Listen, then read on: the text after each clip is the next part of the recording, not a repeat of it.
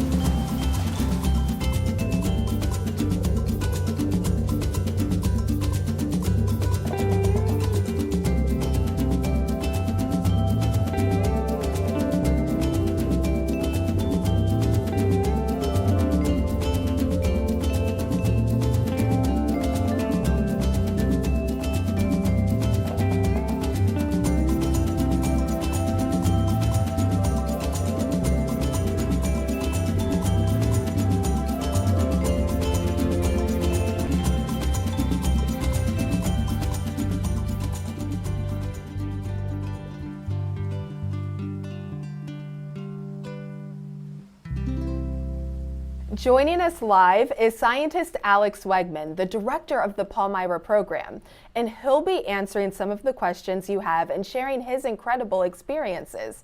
So let's meet Alex.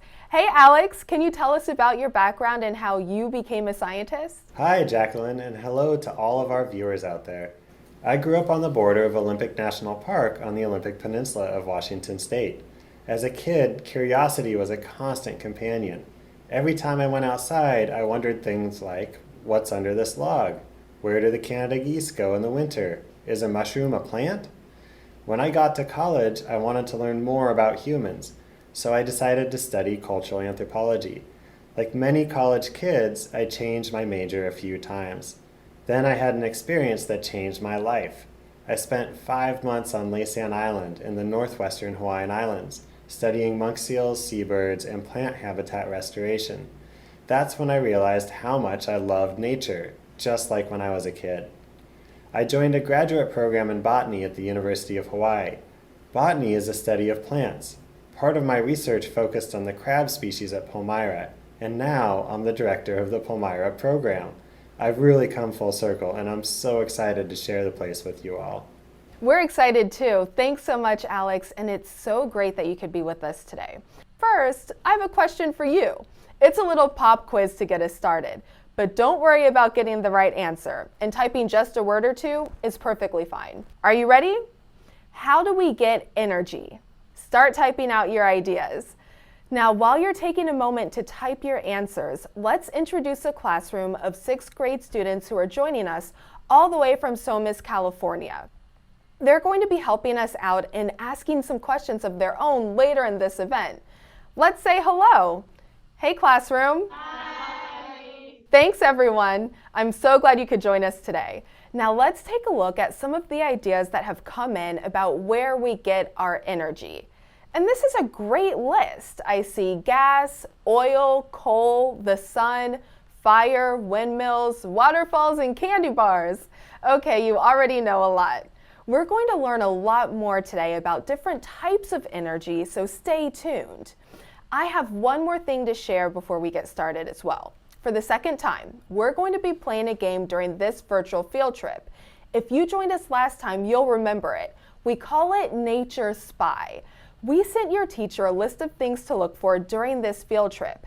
As you watch, note on your handout when you see something from the list. Keep those eyes open. After the field trip, you can also play Renewable Energy Spy in your community. Now let's start our trip to the Palmyra Atoll. Alex, what can you tell us about this place? And what exactly is an atoll? Well, an atoll is an island or a series of small islands closely spaced together, formed by a ring-shaped coral reef encircling a lagoon. At Palmyra, these coral formations are growing around a rim of an ancient sunken volcano. There are 25 heavily forested low-lying islands that make up Palmyra Atoll. The land part of the atoll, the area that you can walk around on, is only 680 acres, but there are 16,000 acres of surrounding lagoons, coral reefs, and submerged land that support a complex web of life. This place is incredibly isolated. The closest city is in Hawaii, about 1,000 miles away. Only about 20 people live and work on this tiny island at one time. This includes research scientists from all over the world, as well as staff that keep the research station running. I have the pleasure to work at Palmyra, and it's really a beautiful and unique place. It sounds like a beautiful and spectacular place. So can you tell us a little more about the animals that live on the Palmyra Atoll? Of course. Let's start with this really cool crab that can grow up to the size of a trash can lid. We strapped a camera on its back so you could see a crab's eye view of a forest floor. The crab cam lets us see the dense forest floor where lizards and other bugs hide under plants. This crab is called a coconut crab. And if you wonder how they got their name, they use their big claws to pull apart coconuts to eat the sweet meat inside. Coconut crabs can be sky blue, midnight purple, sunset orange, or fire engine red. They are the world's largest terrestrial or land-based invertebrate, which means they don't have a spine. When coconut crabs are babies, they live in the water and crawl into snail shells, kind of like hermit crabs, until their bodies harden. That is super cool. So when I think of terrestrial or land-based animals, I usually think of mammals, like the squirrels that we see in our backyards. Crabs aren't the first thing that come to mind. So I know Palmyra must have other animals too. Can you tell us more about them? Yeah, at Palmyra you'll find birds. There are 11 types of seabirds that fly above the atoll and nest in the forest canopy or on the ground. The seabirds hunt for fish near and far and bring their catch back to the island to feed themselves or their chicks. And here's something kind of gross, but also really interesting. Seabird poop, which is also called guano, is important for the island.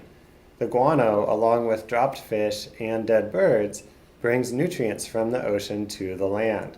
Some of the nutrients are used by Palmyra's plants, and the plants in turn support all the animals, such as land crabs, geckos, and insects. Palmyra's heavy rainfall, almost 200 inches per year, slowly pushes the remaining nutrients back into the ocean where they came from originally. In the ocean, these nutrients support a huge food chain that includes algae, coral, other marine invertebrates, fish, and more. It sounds like everything on the island is connected. Everything on land is connected to the ocean, and everything in the ocean is connected to what happens on the land. So now that we've heard about some of the animals, let's learn what it's like to be a human living on this remote atoll. Let me tell you, it's pretty fascinating. Because it's so isolated, Palmyra is perfect for studying how a marine ecosystem responds to climate change. Plus, there's no overfishing or pollution here. But the scientists would not be able to do their important research without power. Every day, they're investigating coral reefs, atoll vegetation, marine life such as sharks and manta rays, and many other organisms. At Palmyra, we used to use generators to power our computers, lights, and refrigerators. The problem with generators is that they use fuel to run, just like a car. And the problem with fuel is that once you use it up, it's gone forever. That's why we call fuel a non-renewable source of energy. So why can't non-renewable resources be replaced? And what exactly, are examples of other non-renewable resources? Well, that's a great question, Jacqueline. We call oil, natural gas, and coal fossil fuels because they literally come from before the time of the dinosaurs. Over billions of years, organic material gets heated and compressed under layers and layers of plants and rocks and earth until it turns into a liquid oil, natural gas, or coal. There's a limited supply of fossil fuels on Earth, and we can't wait billions of years for more to form. We're simply using these resources up far too quickly. So I understand that Palmyra made some pretty dramatic changes that drastically reduced their dependence on non-renewable energy sources. So can you explain how did they do that? Let's take a look at this incredible renewable energy project. In June of 2015, Nature Conservancy staff and a crew of 30 volunteers completed their project on the atoll. Part of the project included installing 385 solar panels. These have provided Palmyra with an amazing source of renewable energy. Unlike fossil fuels, the sun's energy never runs out. That's why we call it renewable. It keeps delivering energy day after day, no matter how much we use it. Wow, that's a big project. Installing 385 solar panels sounds like a lot of work. It's amazing the difference you made on the island in less than a year. So on Palmyra, the scientists are also using another type of renewable energy. Right now, we're watching a video about how they built a machine called a wind turbine to collect something else that can never be used up: wind. Now, Palmyra's wind turbine, which you see in this video, is rather unusual looking. Its hourglass shape has big, wide wind scoops on each end. The spinning blades are enclosed inside the turbine. Here's what a normal wind turbine looks like. See how it's very tall with 3 large blades designed to spin as the wind blows through them? A turbine is a type of engine. The wind turns the blades, which spin a shaft, which connects to a generator and makes electricity. Some large wind farms may have several hundred turbines providing power to a large area. I bet some of you have seen these. They might look strange like big windmills, but like we just talked about, they have a very important purpose. But on Palmyra, they can't use a normal wind turbine. Alex, can you explain why not? Well, because of birds. A traditional wind turbine could be dangerous with so many birds zooming through the air. They could fly right into the blades. Palmyra is home to hundreds of thousands of nesting seabirds, including the second largest colony of red-footed boobies in the world. Other bird species include frigate birds, the males of which can inflate their red throat pouches to attract females. There's also a colony of 20,000 black noddies, the largest in the Central Pacific. Palmyra is one of the world's most important winter feeding grounds for the bristle-thighed curlew, a large shorebird that breeds in northwest Alaska during the summer and then flies non-stop to remote islands in the Pacific Ocean to feed on invertebrates and fruit. That makes a lot of sense. If the team on Palmyra installed solar panels, why did they need a turbine as well? Well, that's a great question. The wind turbine acts as a backup energy generator. It provides energy at night and during bad weather or heavy cloud cover, when the solar panels can't provide enough energy. The Palmyra Atoll is a pretty small place. Can you tell us why using renewable energy there is such a big deal? Yeah, it's true. Palmyra isn't very big when you look at it on a map and compare it to other places, such as a large city. This project was really important for the atoll because back when the island was powered by diesel generators, the amount of diesel fuel it took to run everything, 21,000 gallons a year, was eating up over half of our budget for the research station. Plus, it was producing over 349 metric tons of carbon dioxide every year. By turning towards renewable energy, we were able to spend less money on fuel, which means more money for research and conservation activities. And we are putting less carbon dioxide into the atmosphere. So what's the relationship between fossil fuels and carbon dioxide? And can you help us to understand just how much 349 metric tons of carbon dioxide is? Yes. Fossil fuels like coal, oil, and natural gas can be harmful when they are burned because they release emissions in the form of carbon dioxide and other gases. Even though we can't see carbon dioxide, it does have mass. To help you think about how much 349 metric tons of carbon dioxide is, 1 metric ton of carbon dioxide would fill a sphere over 10 meters in diameter. So in 1 year, that's 349 of these giant spheres of carbon dioxide being put into the atmosphere, just from Palmyra. We'll talk more later about how that contributes to climate change. Okay, students, I hope you've been typing some of your questions in the box because Alex is going to answer a few very soon. Meanwhile, let's go visit our classroom in Somis, California. They've been studying renewable energy and they're going to share some really cool facts with us. Hi, my name is Ricardo, and you can use the heat of the sun to cook your food. Hi, I'm Gabby, and in 200 BC, people in China and the Middle East used windmills to pump water and to grind grain. Hello, my name is Jonathan, and the country of Denmark has a plan to end the burning of all fossil fuels by 2050. This also includes electricity production and transportation. Those are some awesome facts, you guys. Thanks so much for doing that research and for sharing them with us. Plus, that would be great if Denmark could reach its goal. Now, let's take a moment to answer a few questions from students who are watching today from all across the country. And you know what? I think we can start with this one. Here's a question for you, Alex, from a student named Eric. And he's asking, what do you like about being a scientist? What I like most about being a scientist is that I get to ask questions and then go and try to find the answers to those questions. And well, for me, the kind of science that I really enjoy is biology. So I get to work with really interesting animals and ecosystems, which are the relationships between animals. And so it's really an enjoyable thing. Yeah, it sounds really enjoyable. And we have another question from a student named Amara. And the question is, what is it about the poop and dead fish that brings nutrients to the island? Awesome question. So the poop from the seabirds, called guano, and the dead fish that the seabirds bring back bring the nutrients that are collected out far in the ocean where the fish are feeding. So the seabirds, they nest on land, but then they go out into the ocean to feed. And when they're out in there, they're eating squid and fish, and they bring the nutrients that are captured in the bodies of those squid and fish back to the islands. And that's how the islands get their nutrients. Got it. And now it makes even more sense how the ocean and land are connected. So you guys, those were some great questions from all of you, and we'll answer a few more at the end of our program. Now we're going to head to our second destination, the Mojave Desert, which is quite different from the Palmyra Atoll. While Palmyra is tiny, the Mojave Desert is a massive area of land. Here, the story is all about solar energy, and lots of it.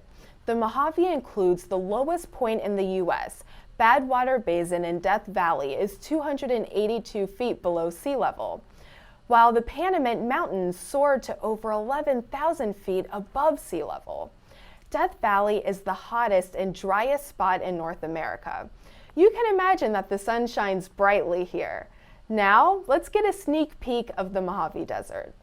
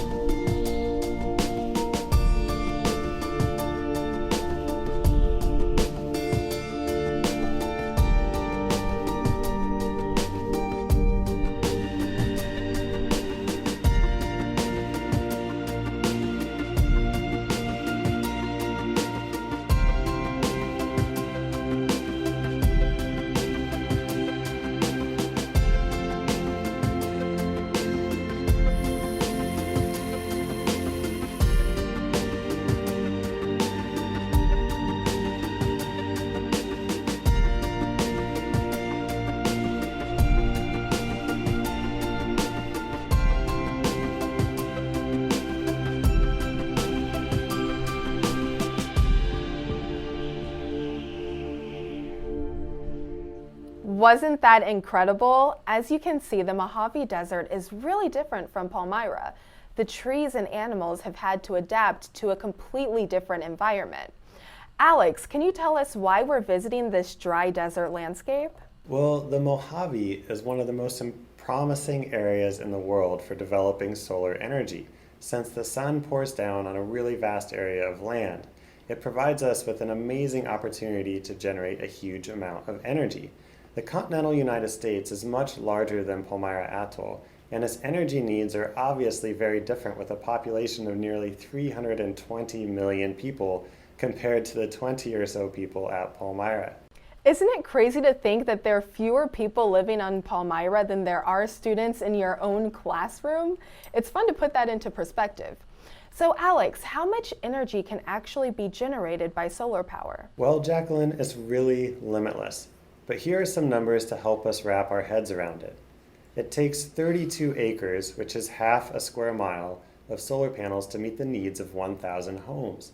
32 acres is about the equivalent of 16 to 20 city blocks. If we set up a solar power generating unit in a desert with a 100 square mile area, we could supply enough electricity to meet the needs of the entire United States. Now, I'm sure some students are wondering how solar panels actually work. Yeah, I'm sure they are. So we'd love to hear that explanation. Well, solar cells, which can also be called photovoltaic or PV cells, are mostly made from silicon, a common chemical compound that's found in sand. We have giant solar modules in the Mojave, but you can even find small solar cells in digital watches and calculators, and they work the same way. Here's how they work. Sunlight is made up of tiny packets of energy called photons. These photons radiate out from the sun, and about 93 million miles later, they collide with a semiconductor, or a solar panel here on Earth. It all happens at the speed of light. Take a closer look and you can see the panel is made up of several individual cells, each with a positive and negative layer, which create an electric field. It works something like a battery. So the photons strike the cell and their energy frees some electrons in the semiconductor material. The electrons create an electric current, which is harnessed by wires connected to the positive and negative sides of the cell. The electricity created is multiplied by the number of cells in each panel and the number of panels in each solar array. Combined, a solar array can make a lot of electricity for your home or any kind of building. This rooftop solar array powers this home, and the array on top of this warehouse creates enough electricity for about 1,000 homes. Wow, that's a great explanation and it was really helpful. I've definitely seen solar panels where I live, and students, you might have too. Sometimes it looks like a reflective rooftop. So Alex, are there other types of solar power facilities in the Mojave? Yes, there are. Another type of solar technology involves mirrors that reflect sunlight onto a power tower, which concentrates all of the sunlight. This heats up water inside the tower, which produces steam, which turns a turbine and generates electricity.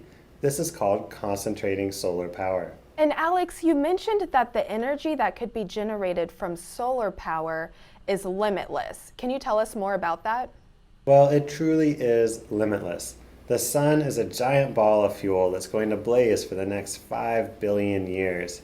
It literally could power every energy need on Earth and not even flinch, so to speak. Imagine all the things we use every day that need energy. Students, now is your time to chime in. Just use the Q&A section to tell us what items in your home or school use energy. In the meantime, Alex is going to share some facts with us, and we'll come back to your answers shortly. Alex, what are the facts that you had in mind? Okay, Jacqueline, here is a neat fact. The Earth gets more energy from the sun in an hour than is used in the entire world in 1 year. We just need to harness all that renewable energy. The same goes for other renewable sources of energy, including wind energy, like we saw at Palmyra. Wow, it would be amazing if we could completely rely on renewable sources for all of our energy needs. Imagine a world that wouldn't have to use oil or gas or other non-renewable sources of energy. So students, I see some of you use the Q&A section to tell us what items in your home or school use energy. I see computers, televisions, toasters, tablets, microwaves. These are all great answers. Good job.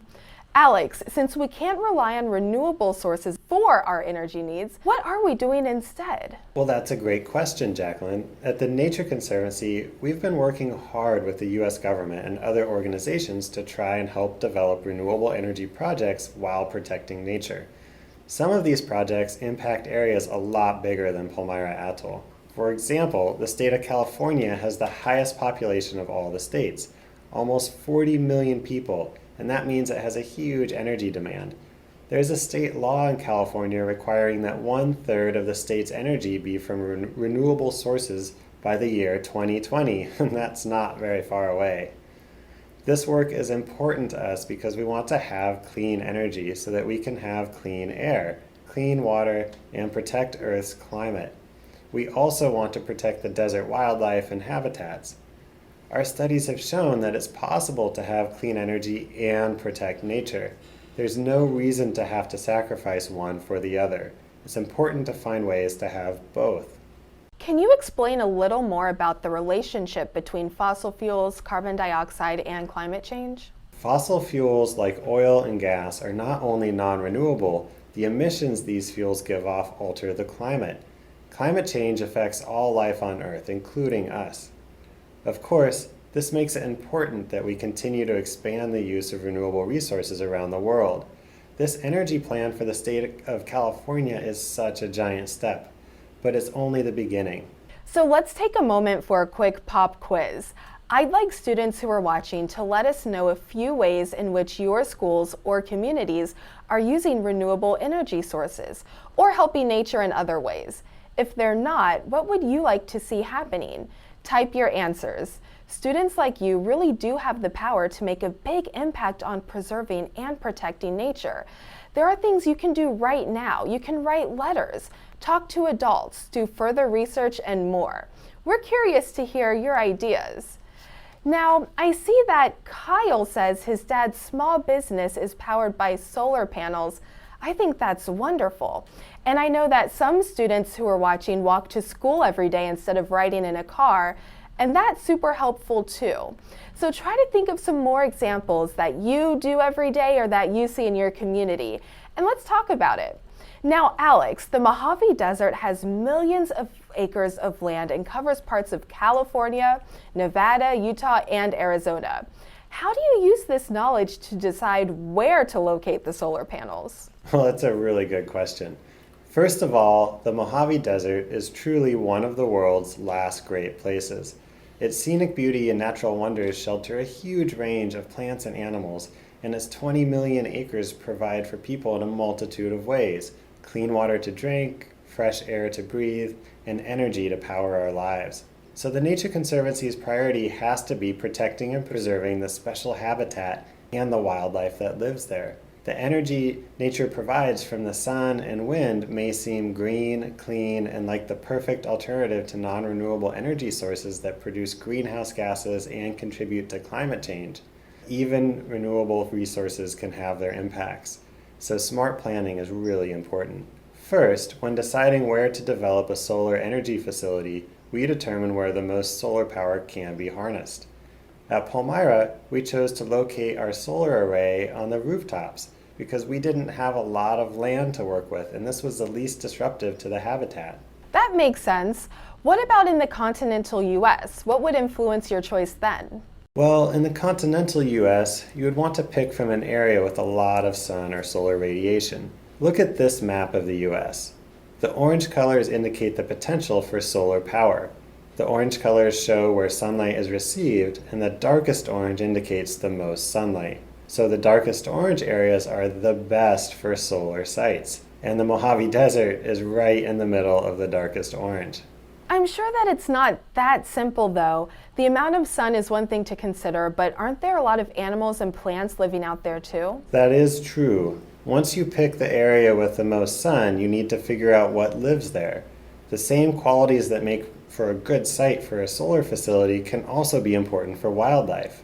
For example, desert tortoises are amazing reptiles that live in the desert and need a lot of the same things as solar facilities. Lots of sunny, flat land. The tortoises have adapted to live in the extreme temperatures of the desert with very little water.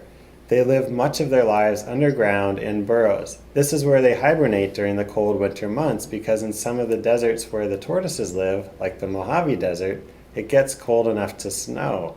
They spend the hottest part of the day in their cool burrows, but come out in the morning and afternoon to eat plants. When we are building these solar facilities, we need to pay attention to the fragile ecosystems that are home to animals like desert bighorn sheep and desert tortoises and bald eagles. A solar array can be as large as downtown San Francisco, so if you put that down in an area that's heavily populated by a threatened species like the desert tortoise, you're going to destroy their habitat. We need to protect the wildlife at the site, the plants, and the ability of the animals to move around freely.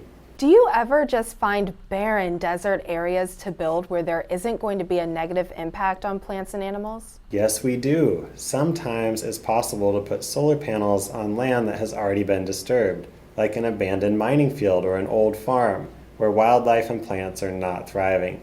Building a solar facility there would have much less impact, and desert habitats won't be damaged. So before I asked you why it was such a big deal to have renewable energy in a place as small as Palmyra, and you had a great explanation, it might be more obvious now why we need to use more renewable energy in the rest of the world. But can you help us to understand this even more? Well, right now, a great portion of our energy comes from burning coal, natural gas, or oil. In the US in 2015, 67% of electric power came from coal, natural gas, and petroleum. Only 13% came from renewable sources like solar and wind. And the remaining 20% came from nuclear power. As we've discussed, these are non-renewable fossil fuels. They take millions of years to form. We use them faster than nature makes them, and their emissions contribute to climate change. We can see how a relatively small project at Palmyra Atoll can lead to such dramatic changes. Then you look at the energy transformation that's happening on a much larger scale in California. This shows the massive potential of renewable energy. Soon we can imagine that transformation spreading out across the entire United States and throughout the world. You're absolutely right. We need a renewable energy solution for the entire planet.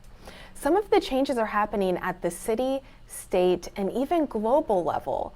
But what could one of our student viewers do to make a difference? Well, the cleanest energy of all, and the energy that has the least impact on wildlife, is the energy that we do not use. Every time you turn off lights, or the TV, or a computer when you leave the room, you are saving energy. And when you save energy, that means that we don't have to make as much. So you are not only helping to protect the desert critters, but also reducing the need for more dirty energy like coal. You can also ask your parents what kind of light bulbs you have at home. There are some new kinds of light bulbs, like LED bulbs, that use a lot less energy than old light bulbs.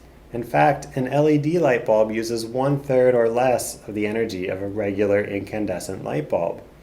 If your energy comes from the burning of fossil fuels, then using an energy-saving bulb results in less carbon dioxide being released into the atmosphere. Using LED bulbs is an easy way to save energy, even when the lights are on. You can find LED bulbs in a store in your neighborhood. Those are some great tips. I like the idea that the cleanest energy is the energy we don't use.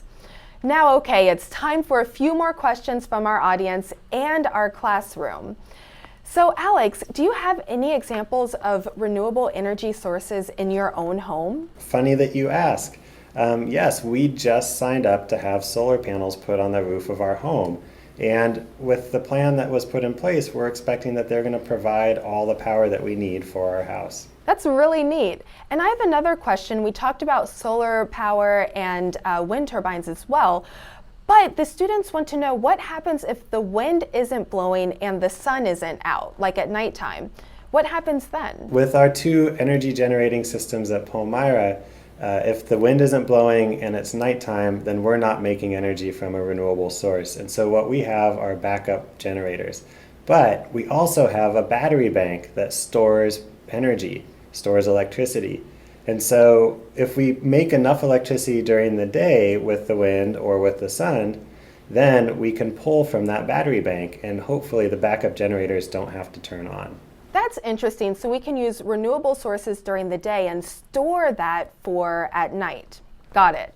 Now, another student wants to know just how hot does it get in the Mojave Desert?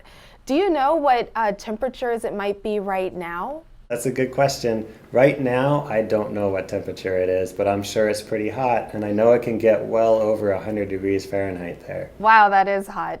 Now, students at Fairview Elementary in Indiana, they want to know how many years did it take to become a scientist? It took quite a few years. Well, you know what? I'm going to answer this a different way. The only thing you need to do to be a scientist is to ask a question and then find a process for answering that question. So to really be a scientist, you just have to be inquisitive and then follow through with how you answer those questions. And Evan wants to know, what is your favorite bird that lives on the island? My favorite bird at Palmyra is the white tern. It's a beautiful small seabird that's bright white, and it flies right above your head and makes funny noises. And what's your favorite part of, being on Palmyra? My favorite part about being on Palmyra is being able to be so close to so many amazing animals, both in the water and on land. And these are animals that don't really occur very often near populated areas. So we can really only see them and watch their behaviors at places like Palmyra. And how many times a year do you go to the island? Well, I'll probably go to Palmyra about 4 to 5 times per year. And I think that we have one more question coming from our classroom. Classroom, are you ready to ask Alex your question? Hi, my name is Sammy, and I was wondering, since Palmyra is surrounded by water, have the scientists there tried to harness the power of the ocean too? Hi, Sammy. Thank you for that really good question. Well, we have thought about it at least, and we know the energy that we can harvest from the ocean. I mean, we know that it's possible to do that. You can harvest energy from waves or ocean currents. But right now, we can meet most of our energy needs at Palmyra with solar and wind power. And so we haven't had the need to add a wave or ocean current power generation system.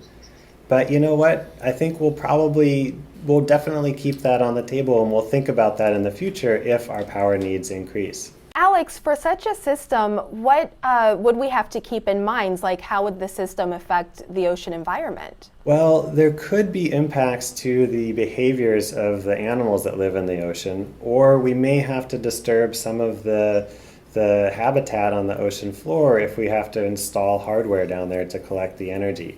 And so the same considerations that we have for putting solar panels in the Mojave Desert, we would have to think about the same things for putting some kind of energy collection device on the floor of the ocean.